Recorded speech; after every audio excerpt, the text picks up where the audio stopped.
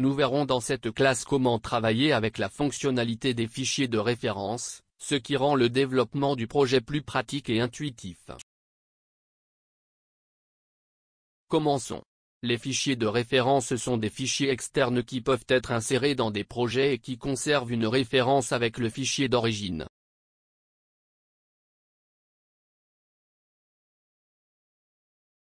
De cette façon, chaque fois que le fichier d'origine est modifié, cette mise à jour est répliquée dans le fichier dans lequel il a été inséré comme référence. Ceci est très utile pour créer des fichiers de base, ou lorsque nous avons une équipe travaillant sur plusieurs parties d'un même projet. Parce que le projet final restera toujours à jour avec toutes les modifications apportées par l'équipe. Créons un nouveau fichier pour apprendre à insérer et gérer les fichiers de référence dans un projet. Nous accédons à l'onglet Insérer et, dans le panneau Références, cliquez sur Attacher.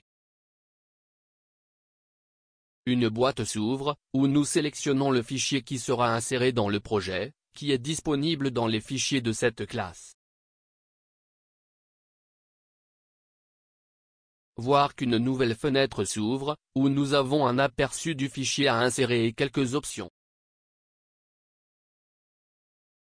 Dans Type de chemin, nous définissons comment le projet va rechercher le fichier de référence qui a été inséré. En optant pour chemin complet, le chemin complet du fichier de référence sera défini, compte tenu des dossiers et des lecteurs de disques. En choisissant chemin relatif, 2 niveaux de dossiers sous le dossier racine seront considérés. Par exemple, dans notre image sont considérés comme des dossiers de rendu, AutoCAD 2018 2D Basics et Lessons, qui est le dossier racine.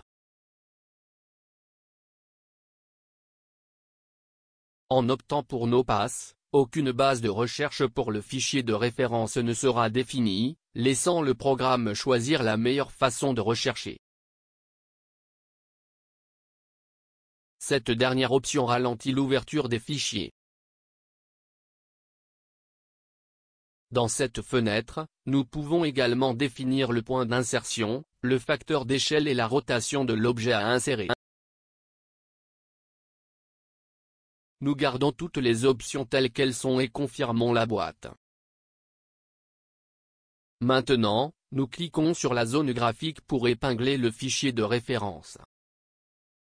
Voyez que lorsque vous sélectionnez l'image que nous venons d'insérer, un nouvel onglet s'ouvre, appelé Images.